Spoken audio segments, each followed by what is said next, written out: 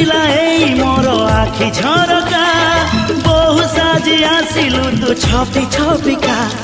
जन्धराती तारा फूल कही